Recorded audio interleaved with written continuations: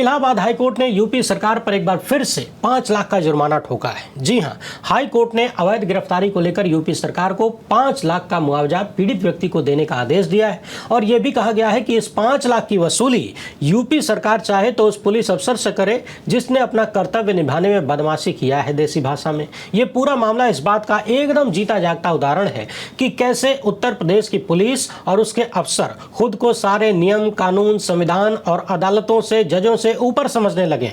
पिछले कुछ ही महीनों में यूपी के कई अफसरों की ऐसी बदमाशी पकड़ी गई है और उन पर जुर्माना ठोकते हुए मुआवजा देने का आदेश हुआ है। ये वाली कहानी भी उत्तर प्रदेश की सरकारी व्यवस्था की पोल खोलने वाली है, इसीलिए एकदम टकटकी लगाकर सुनिएगा। इसके अलावा इलाहाबाद हाईकोर्ट के ही एक दूसरे आदेश की भी बात करेंगे जिसमें उसने राष्ट्रीय सुरक्षा कानून यानी NSA को हटाने का आदेश दिया।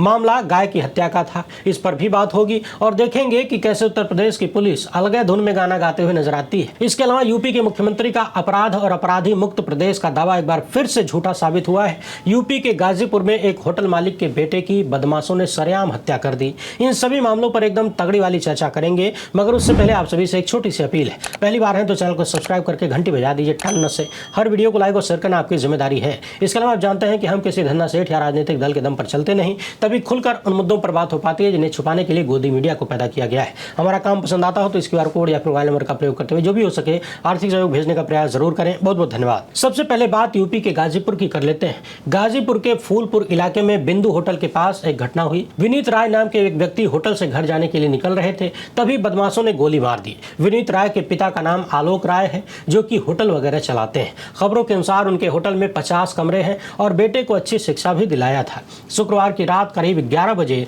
बदमाश होटल के गेट पर पहुंचे और होटल मालिक के बेटे की तड़ातड़ गोलियां मारकर हत्या कर दी। चर्चा यह भी है कि बदमाशों ने पहले गार्ड से बियर मांगा। इस बीच कुछ बातचीत हुई, कहा सुनी हुई, तभी विनीत बाहर आए और बदमाशों ने पिस्टल निकालकर फायरिंग कर दिया। विनीत को 4 गोलियां लगी हैं, हाथ, कमर और सीने में कहीं कहीं 5 गोलियों की भी चर्चा है। मेडिकल कॉलेज ले जाया गया और वहां उन्हें मृत घोषित किया गया।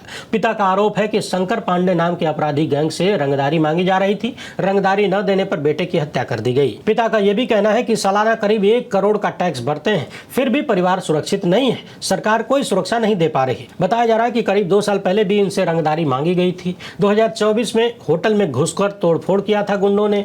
उस केस में शंकर पांडे जेल भी गया था, लेकिन अगस्त 2025 में जमानत पर छूट गया। परिवार का दावा है कि जेल में रहते हुए भी शंकर पांडे नाम का कथित अपराधी गैंग चला रहा था जेल में बैठ के। जिस विनीत की बदमाशों ने गोली मारकर हत्या किया है, उनकी शादी 1 साल पहले ही हुई थी। 1 या 2 महीने का एक बच्चा भी है।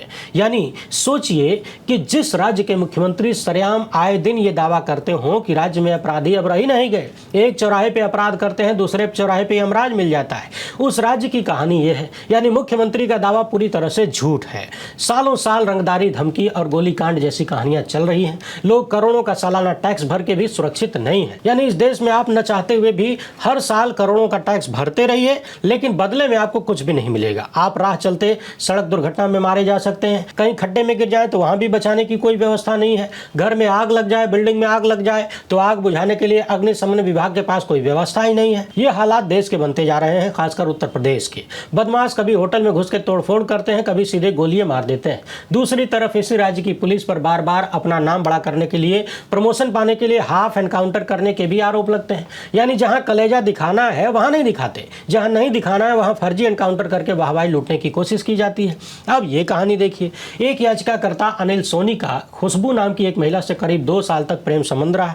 बाद में संबंध खराब हो गए। खुशबू ने अनिल सोनी के खिलाफ FIR दर्ज कराया। इस FIR में कई धाराएं लगाई गई, SC/ST एक्ट की धाराएं भी लगी। 6 जनवरी 2024 को FIR दर्ज हुई थाना इटावा, जिला सिद्धार्थनगर में। इस FIR को चुनौती देते हुए अनिल सोनी इलाहाबाद हाईकोर्ट पहुंचते हैं और इसी साल यानी 1 अप्रैल 2026 को हाईकोर्ट की कोऑर्डिनेट बेंच ने अनिल सोनी की गिरफ्तारी पर अंतरिम रोक लगा दिया।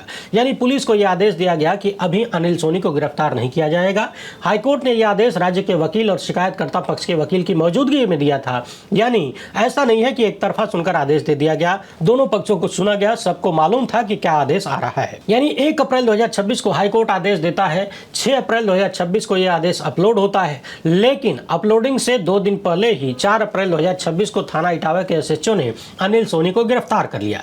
यानी आदेश होने के बाद और आदेश वेबसाइट पर अपलोड होने से पहले ये गिरफ्तारी कर ली गई, जबकि अनिल के भाई ने उसी दिन, जिस दिन आदेश आया था, उसी दिन एसएचओ को एफिडेविट देकर बताया था कि हाईकोर्ट ने गिरफ्तारी पर रोक लगाया है। पुलिस या सिस्टम का बहाना देखिए, आदेश हो चुका है कि गिरफ्तारी नहीं करनी है, लेकिन शायद अधिकारियों ने यह बहाना निकाला कि आदेश अभी अपलोड नहीं हुआ है, इसलिए गिरफ्तार कर लेते हैं। जहां तक पुलिस अधिकारियों को हाईकोर्ट के आदेश की जानकारी की बात है, तो अनिल सोनी के वकील ने भी एसएचओ को बार बार ये बताने का प्रयास किया।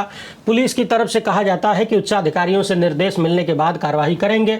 उल्टे आरोप है कि पुलिस अधिकारियों ने अनिल सोनी के लोगों के साथ बदसलूकी किया। यानी ये बात कई जगह से सिद्ध होती हुई दिखाई देती है कि पुलिस को हाईकोर्ट के आदेश की जानकारी थी, और तो और 4 तारीख को गिरफ्तार होने के बाद जब ऑर्डर अपलोड होता है 6 तारीख को, इसके बाद भी अनिल सोनी को तुरंत पुलिस वाले छोड़ते नहीं हैं। बाद में हैवियस कॉर्पस पिटीशन दाखिल हुई, कोर्ट ने जवाब मांगा, लेकिन पुलिस ने गिरफ्तारी को सही ठहराया। पुलिस का तर्क था कि उन्हें हाईकोर्ट का आदेश यानी उस ऑर्डर की कॉपी ऑफिशियल तरीके से मिली नहीं थी।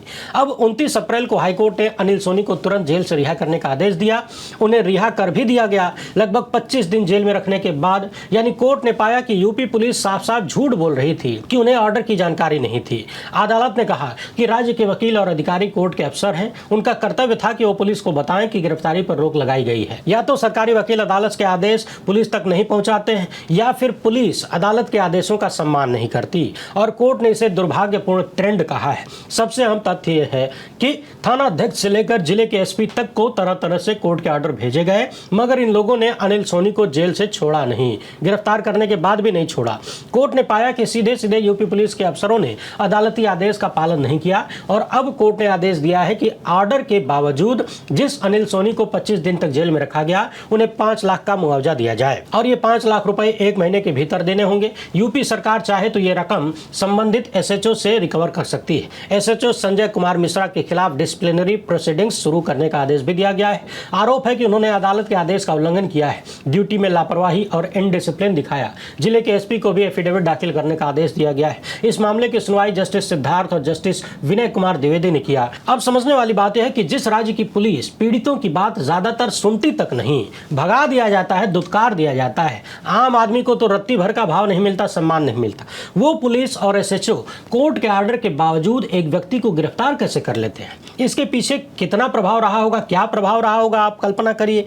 कौन से कागज के दर्शन के बाद थानेदार लोग प्रोएक्टिव हो जाते हैं, और कौन से कागज के दर्शन नहीं होने पर एकदम संठ मार के बैठे रहते हैं, आपको पता तो है ही। और यहाँ तो कोर्ट ऑर्डर के बाद भी इतने एक्टिव हो गए कि गिरफ्तार कर लिया, और ऑर्डर मिलने के बाद भी छोड़ा नहीं। तो कितना ढेर सारा कागज देखे होंगे, कल्पना करिए। या फिर कुछ न कुछ तो बात जरूर रही होगी। फिलहाल 5 लाख जुर्माना यानी मुआवजा देने की बात कही गई है। पता यह भी लगाया जाना चाहिए कि ये मुआवजा थानेदार अपनी जेब से देते हैं, या फिर इसकी उगाही भी वर्दी का धौंस दिखा के कहीं से कर ली जाती है। सोचिए कि जिस राज्य में हाईकोर्ट की यानी राज्य की सबसे बड़ी अदालत के आदेश का इस तरीके से उल्लंघन हो, वहां पर कानून व्यवस्था का हाल क्या होगा, और पुलिस अफसर कितने मनबड़ होंगे। अब इलाहाबाद हाईकोर्ट का ही ये मामला देखिए। यूपी सरकार ने जुलाई 2025 में इसाम नाम के एक व्यक्ति पर घर के भीतर गाय काटने के आरोप में एनएसए लगा दिया, यानी राष्ट्रीय सुरक्षा कानून, यानी बिना सामान्य जमानत प्रक्रिया के प्रिवेंटिव डिटेंशन में रखा गया।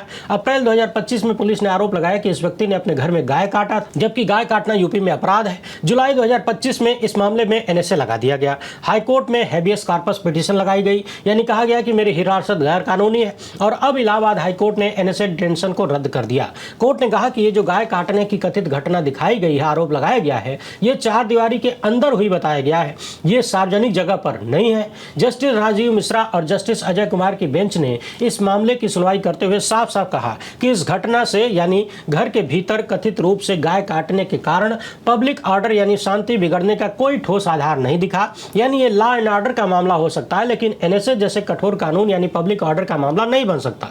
तो अदालत ने एनएसए को तत्काल हटाकर रिहाई का आदेश दिया और कहा कि तुरंत आरोपी को छोड़ा जाए। अब उत्तर प्रदेश की ये 3 खबरें अपने आप में चीख चीख कर बता रही है कि राज्य के कानून व्यवस्था कैसी चल रही है। जिन लोगों का काम है जनता को सुरक्षा देना, वो सुरक्षा तो दे नहीं पाते। सरेआम रंगदारी के लिए कथित रूप से हत्याएं हो रही हैं। पुलिस जिन्हें मन बना लेती है गिरफ्तार कर ही लेती है, चाहे भले ही हाईकोर्ट और जज साहब लोग कोई भी आदेश देते रहें, कोई फर्क नहीं पड़ता। और अपराध चाहे कुछ भी हो, उसमें एनएसए घुसेड़ा जा सकता है, बस आरोपी उस धर्म का मिल जाए तो बल्ले बल्ले है। इसीलिए कहा जाता है कि माइक पकड़ के बड़ी बड़ी बातें करना, डींगे हाँकना और अपने लोगों से ताली बजवाना अलग बात है, उन बातों को जमीन पर उतारना बिल्कुल अलग बात है। आप गोदी मीडिया में प्रचार कुछ भी करवा सकते हैं, क्योंकि वहां पर सरकारी विज्ञापन का करोड़ों रुपया हर साल गोदी मीडिया के लपटझंडिसों को मिलता है, चैनलों को मिलता है। तो आप जो कहेंगे वो वैसे डांस करेंगे। पैसे के दम पर कोई भी बात फैलाई जा सकती है, प्रचार की जा सकती है, लेकिन सच बीच बीच में पर्दा फाड़ के बाहर आ ही जाता है, जैसे इन 3 खबरों में आया है। और अदालत को 5 लाख का जुर्माना भरने का यानी मुआवजा देने का आदेश देना पड़ा। वैसे आप इस मामले पर यानी यूपी की कानून व्यवस्था पर क्या सोचते हैं? अपना अनुभव कमेंट बॉक्स में जरूर लिखिए। पहली बार है तो चैनल को सब्सक्राइब कर लीजिए। हमसे जुड़ने के लिए बहुत बहुत धन्यवाद। जय हिंद।